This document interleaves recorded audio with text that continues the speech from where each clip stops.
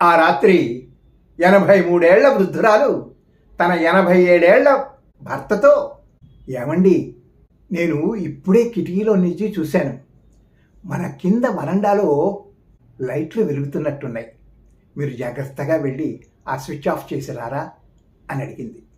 ఆ ముసలాయన తన మంచం మీద నుంచి చాలా కష్టం మీద లేచి కిటికీ తెరిచి చూస్తే 5 దొంగలు తమ గరాజ్ తలుపులు పగలగొట్టి లోపలికి ప్రవేశించాలని చూస్తున్నారు.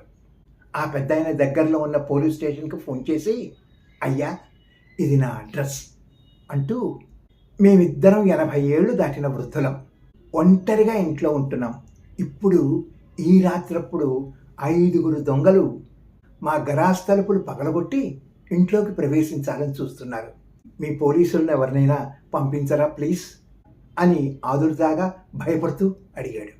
అవతల వైపు నుంచి ఓ పోలీసు గొంతు నిర్లక్ష్యంగా వినిపించింది.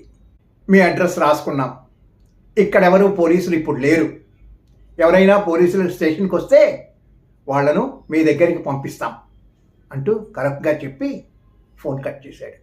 ఆ మాట వినగానే పెద్దాయన నిస్సహాయంగా కూర్చున్నాడు. ఇంకో పక్కన దొంగలు గరాజ్ తలుపులు పగలగొట్టే కార్యక్రమంలో నిమగ్నమై ఉన్నారు. 2 నిమిషాల తర్వాత ఆ పెద్దాయన పోలీస్ స్టేషన్కి మళ్ళీ ఫోన్ చేసి, ఇక మీ అవసరం లేదు, ఆ 5 దొంగ విధవల్ని కాల్చవతలు పారేశాను నా తుపాకీతో అన్నాడు. ఒక 5 నిమిషాల్లో ఓ పెద్ద పోలీస్ ఫ్యాన్ నిండా పోలీసులు, ఓ 2 అంబులెన్సులు, డాక్టర్లు, పారామెడికల్ స్టాఫ్ బెరబెరబెరమంటూ వచ్చేశారు. 5 దొంగలను బంధించి అరెస్ట్ చేశారు.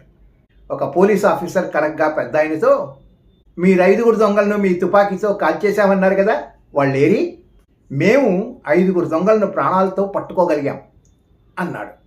ఆ వృద్ధుడు కూడా, మీరు కూడా మీ దగ్గర ఇప్పుడు పోలీస్ స్టేషన్లో ఎవ్వరూ లేరని చెప్పారు కదా, ఇంతమంది ఎలా వచ్చారు అని అడిగాడు. కాబట్టి వృద్ధులను ఎప్పుడూ తక్కువగా అంచనా వేయవద్దు. Good luck.